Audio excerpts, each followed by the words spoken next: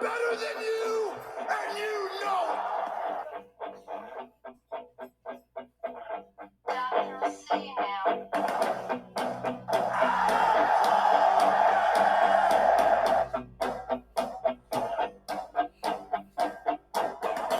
What is up, guys? Welcome back to Wrestling Crossroads. As always, I am one half your dynamic duo, Twisted, alongside Brother Pyro. What's up, guys? How we doing today? It feels like it's been forever since we've been on here, and I like the breaks, but I don't, because then it feels like it's so new coming back on. And what's funny, it's only been like 2 weeks. Has it really? Well, I guess all the stuff with Baby Crossroads that's been going on. Honestly, it's kinda only been like 2-3 weeks. However, I'm not looking forward to this next week. We're going to be bloated as hell. Yes, we are. And then you're going to be begging for that break. Hey, I'll be begging for the break and it'll be completely fine, but they get to hear more from us. Yeah. And now that we finally have all of our technical issues figured out and our scheduling all worked, we are all good. Thank Jesus Christ. All right. Did you want to at least let them know about the pre-show? Okay, yeah, because we are recording just a little late, so we're sorry about that. I know we had 2 matches on the pre-show, Hook and Jack Perry. I don't know the result of that one. However, I can say confidently that we are walking into the main event of champion versus champion, tag team partners at odds, new Ring of Honor World Tag Team Champions, Adam Cole and MJF, your AEW World Champion. Yeah, they beat Aussie Open in the pre-show for this, and we'll pretty much get to see where that takes us next. Aussie. Oi. Oi. Shush. Okay, speaking of our main event, we're going to speak that first because that was the very weird list that I ended up getting. Looking up the card just to confirm that we got everything. That's just kind of the order that gave was at us. the top of the list. Yes. So we have the AEW World Heavyweight Championship, MJF taking on Adam Cole. Baby. I was letting you go for it. Now, me and you, this is entirely split down the middle. Me and you went Adam Cole, where we have Desario and Hex that chose MJF. I know we're going to go your way first. Desario's reasoning on choosing MJF. He just thinks it'll help continue the storyline with Cole and Roderick Strong. Okay. And that is kind of my similar aspect for Adam Cole. I think Roderick Strong is going to, in some way, get involved, helping Cole pick up the win. That whether it be for Cole or for MJF. Cole actually calling for it, knowing it's happening. I feel like there's going to be an interference that's I feel Roddy's going to get involved. Cole's really not going to notice, but he's going to take advantage of the distraction. Mm-hmm. And then that's going to be, what causes the downward spiral of better than you, baby. I mean, there could be that, and it also could be the fact that Adam Cole did know that he was going to poke his nose into this, and this is the way he turns on MJF after a while. Oh, and this is going to be really fun to watch and apply. All right, take us into our next one. Hikaru Shida, Tony Storm, Saraya, and Dr. Britt Baker, DMD. Thank you. Fatal 4-way for the AEW Women's World Championship. You know what really bugs me about the setup? What? How does the champion... Because all of these women had to qualify to be in this match, right? Mm-hmm. Right. Why does the champion have to qualify for a match in which she's defending her own title? I didn't notice that happened. I thought it was a title defense at first. She had to do a whole qualifying match to put her title on the line. How the hell does that work? It's Tony Khan. There we go. Fair enough. However, this one we're a little all over. You have Britt. Per usual. Hex has Hikaru. And myself and Desario have Saraya. And we simply think it's just to play into the hometown. Yeah. I mean... that is 100% where we're going with that. Hometown crowd, That's why she's going to get the big reaction. She's going to get the big pop. You know her family is going to be sitting there watching this match. I just think it's been a while since Britt's held the title. I know it has been. I think she needs to rebuild her way to the title picture. I think she never left, because think about all the women that they have in AEW. You don't really have an end of the line. No, or you back don't. of the line like you can don't. say for WWE. You don't have a back of the line, but at the same time, she's kind of... She's always middle to front of the line. She's kind of taken that dip in momentum in the title picture. So I think it just a little bit more of a build to her. Mm-hmm. And really set her up for another proper title reign. Not just, here, we're just going to slap it on you.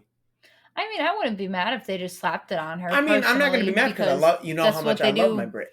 You know how much I love my Brit. I mean, I would be okay if they slapped it on her for at least another month or two until our next pay-per-view from AEW, and then she loses it only to become a 3-time champion after that.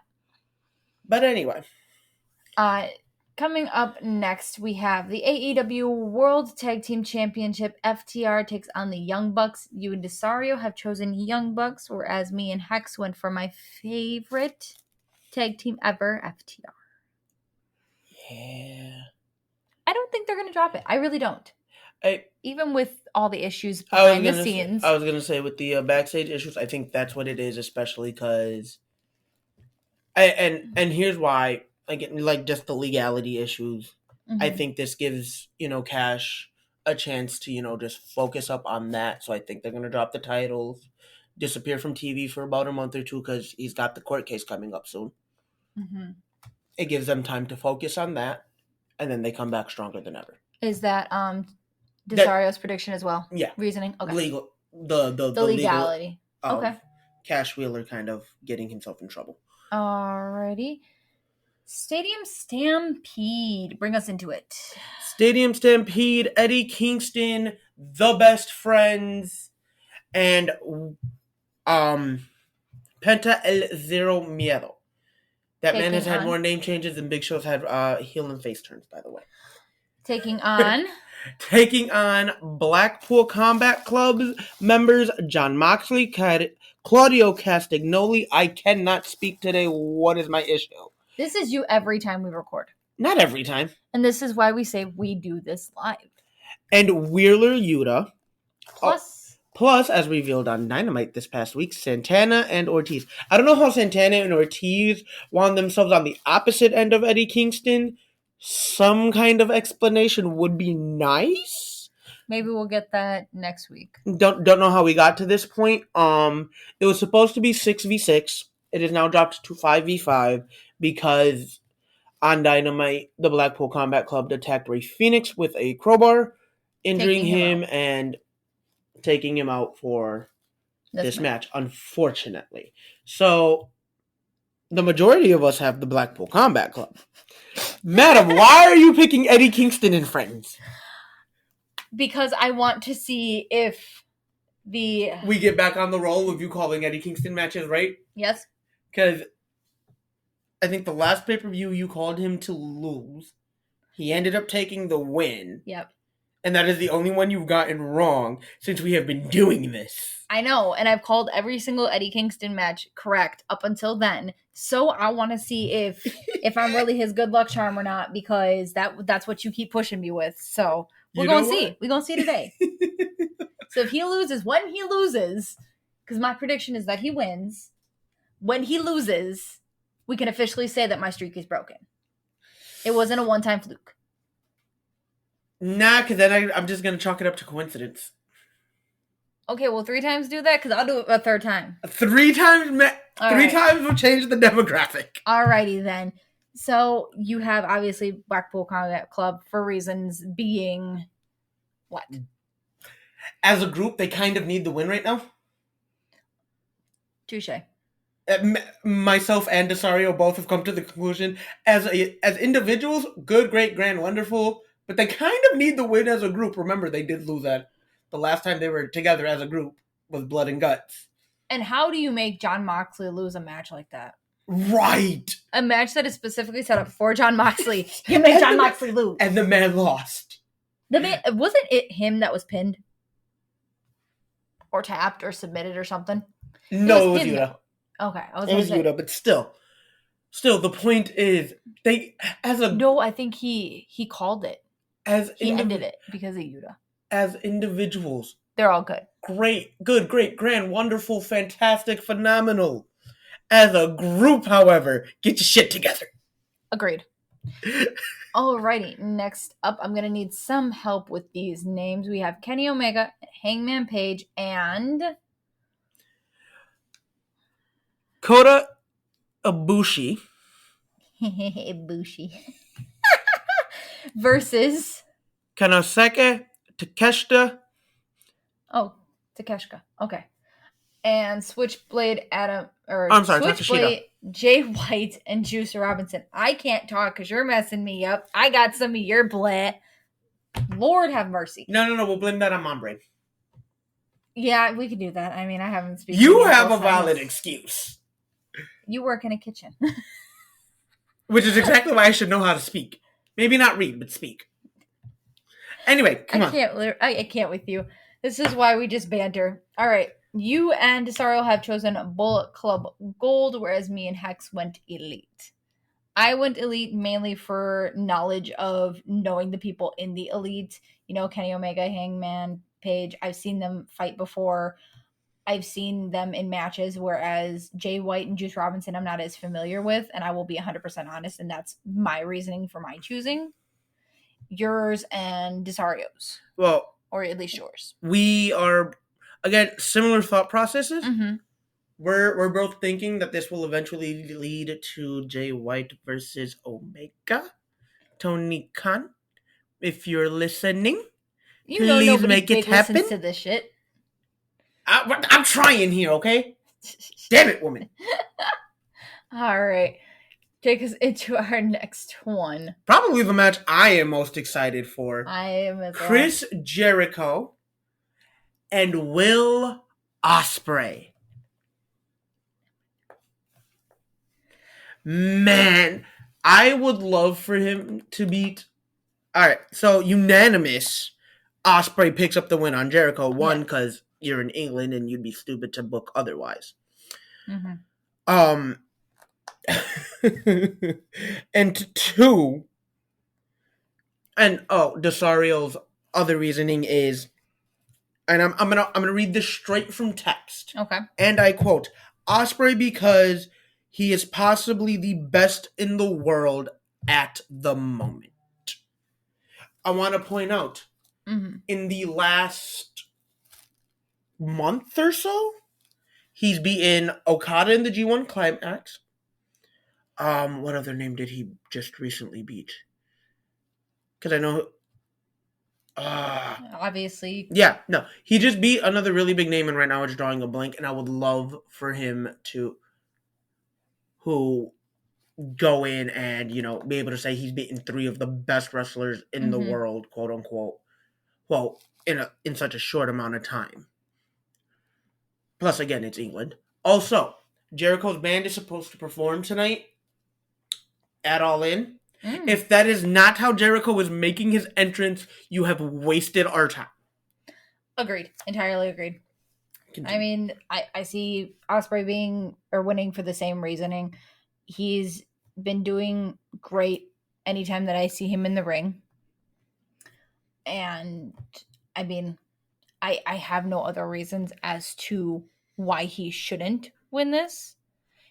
And I know you were talking about the other big name that was the one that he beat for the title at Forbidden Door. Is that correct? The one that you're thinking of? Yes, Omega. He beat Omega.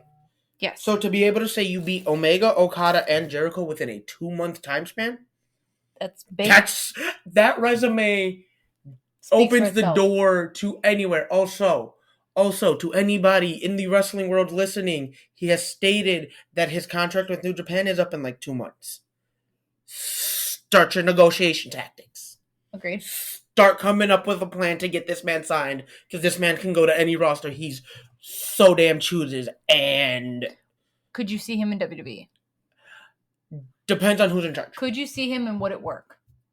Depends on who's in charge. Triple H. Yes. Absolutely. And it would work. It would 100. Do you put him in NXT or do you put him main roster right away? You put him through NXT for the simple fact that a lot of the hardcore WWE guys that don't know who he is, because, I want to build up a border and, tribal alliance. Vince. Thank you. This gives them a chance to really learn who he is. Yes. And that way, when you do bring him to the main roster, he's set up for absolute success, especially if it's Triple H running it, because Triple H knows how to adapt, unlike Vince, who was very much stuck in like the 90s. And your first opponent main roster would be? I don't know if he's done it, but I'd like to see him go against Cody Rhodes. And if we're doing NXT, I personally say Dragon Lee. Yeah, I got that face. I know that face. Totally. I think his first NXT storyline should be Ilya. Oh, I say end it out with Ilya. You start with Ilya. Only if you can re-end it with Ilya. Maybe. But anyway. I feel like that would be the big test to go to the main roster. Yes, but now. Sorry, we're ranting, but I mean, hey, you love to hear us. That's why you keep listening. We appreciate Coffin match. Darby Allin and Sting takes on Swerve Strickland and AR Fox. Entirely unanimous. Huh? It is no longer AR Fox. It is? No. So after Dynamite. So we're going to rewind the clock a few days. I will be honest, I have missed the last couple AEW events. Dynamite.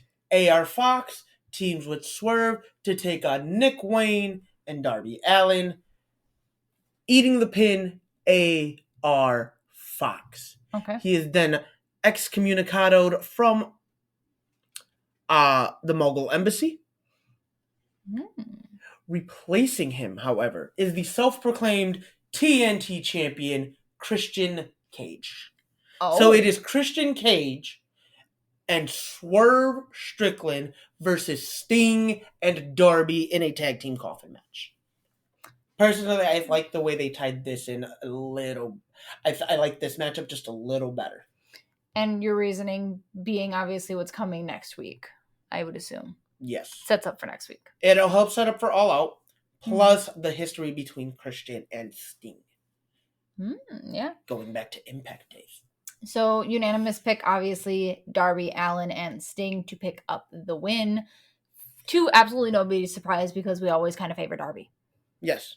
Also, Desario feels Christian can take a loss right now and still be very much viable. And again, you build Darby momentum going into All Out, where he will try to reclaim the TNT title and maybe, just maybe, make it mean something again.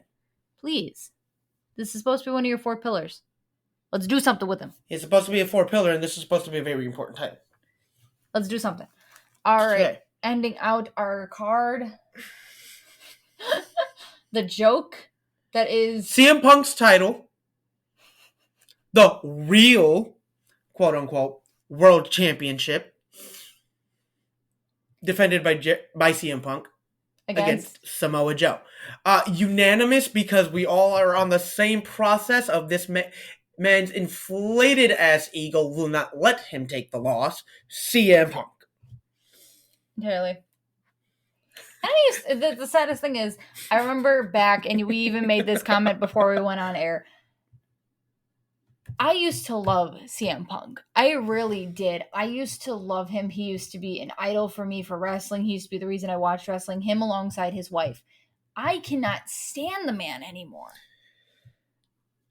Again, outside of Chicago, don't nobody give a damn about him anyway. And I'm going to say it time and time again, especially because we just got a report that apparently there was some physical altercation between him and Jack Perry at the end of Perry's match while he was getting ready to make his entrance for his match. That there was a physical altercation. My God, Punk!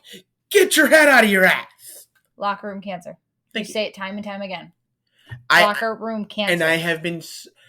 as much as I have always been a fan of his in-ring work, you can tell his age is catching up to him, by the way. Definitely. Oh, definitely. I have been saying it forever. I've been saying it since he was in WWE. Triple H wasn't wrong when he said you only want change when it benefits you. CM Punk only wants change when it benefits CM Punk. Anybody When wants Triple change when it H- benefits them. When Triple H called him out on that, he wasn't wrong. And finally, you have removed those rose-tinted glasses to finally see the truth. Well, I started seeing it more when the first altercation came up and he Brawl sent out absolutely no apology. Oh, the brawl out. Yeah. And again, like, granted, his personal beef was with Hangman for saying some stuff on the mic that didn't need to be said. Because he was airing a lot of backstage dirty laundry. So, Hangman, bad on you. Punk did not need to completely hijack the press conference, post all out, and do what he did. No. Escalate it, and then when confronted, mind you, in a very respectful manner. Yes. Because, like, as far as we're aware, like, it has not even just been reported by the people involved. There are a lot of guys backstage that were like, again, yo, we personally weren't there, but cameras weren't there. So we're from go what we have said. heard from viable guys in the locker room, like, or not viable, various guys in the locker room and whatnot, they approach him pretty respectfully about, like, hey, you know, why'd you call us out like that? Like, why'd you air all of that out? Like, if you had a problem, why didn't you just, you know, why didn't you talk to us? Why didn't you come talk to us instead of putting it all out there? Yeah, entirely. In public. Like that. And it caused something like, you are finally seeing what I have been telling you for years. It took a while, but after this, after the brawl out and after the media steal, yeah, definitely, I see it. Thank you. Thank you for finally coming to your senses. I love you. All right, before we end the show. I'll do it. Do what? Tribute. I know you were going with it, and I know it's a hard thing for you, so I will do it. You got it? Okay. All right. Go. So before we end the show, I want to address the dark cloud that is the wrestling world right now. In the loss of Terry Funk and Wyndham Rotunda, also known as Bray Wyatt. Both men had extraordinarily great talent. Terry Funk, an absolute legend. Bray left so much on the table.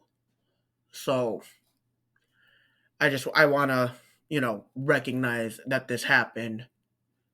And so I'm gonna get really real right now, because, like, this, I know we love to have fun. We love to, you know, shoot the shit, talk all the mess, you know, about this guy and that guy, just in good fun. The world of professional wrestling is crazy and wacky and goofy, and, you know, it really is just a giant game of make believe and pretend, and it is a great escape from reality. But this is one of those moments that, you know, you got to sit down and realize these are people, and this is families. Real. My heart goes out to JoJo, the two kids that he left behind, that Bray left behind, because they were four really young kids. Yes. My heart goes out to the Funk family, to all the guys that got to know them personally. I still remember one time I don't remember if it was a house show or not, but, like, being able to say I was part of the Fireflies, you know, the phone cameras. Yes. Like, that was absolutely amazing. But no,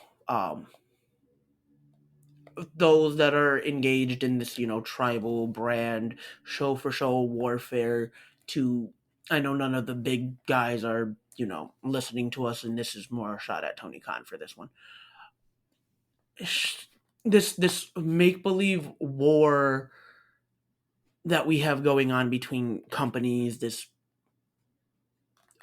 all-out, just, you know, this brawl, this war, this ratings war, this company war, the competition. Like, I'm all for a good competition. I grew up an athlete. It's kind of what I do. Yes. I compete with everything and everyone. But at the same time, if the last couple days have given us anything, this is the time to end all the bullshit tribal warfare that we got going on, all the toxic BS in the wrestling world amongst fans, amongst promoters, amongst, actual wrestlers in the locker room, this, that, and the third. Be done with it, because life is just way too damn short to make this, all about war. To be bitter, to, Yeah. argue about stuff that, grand scheme of things, doesn't matter. Like, us fans that, argue about this and that and, which show is better. No company is paying us. Why does it, why do we, and I get being invested, but, why do we care as much as we do? But all right, this has been Wrestling Crossroads. We will see you later for the recap. Yep. Enjoy the show. When do we come back next? And then we'll be back over Labor Day weekend for 2 shows. Mm-hmm. Payback and All Out on back-to-back days.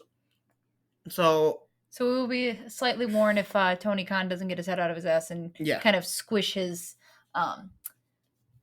card down. Right. Just a little bit. Just a little bit. Also, Tony, if you were giving us 2 back-to-back pay-per-views, you couldn't, give me a package deal. I'd gladly pay, $85 for 2 pay-per-views instead of having to pay $50 for each. He wants to make his money. Yes, but at some point you got to realize you're kind of being a little greedy. Yeah, well, whatever. It's Tony Khan.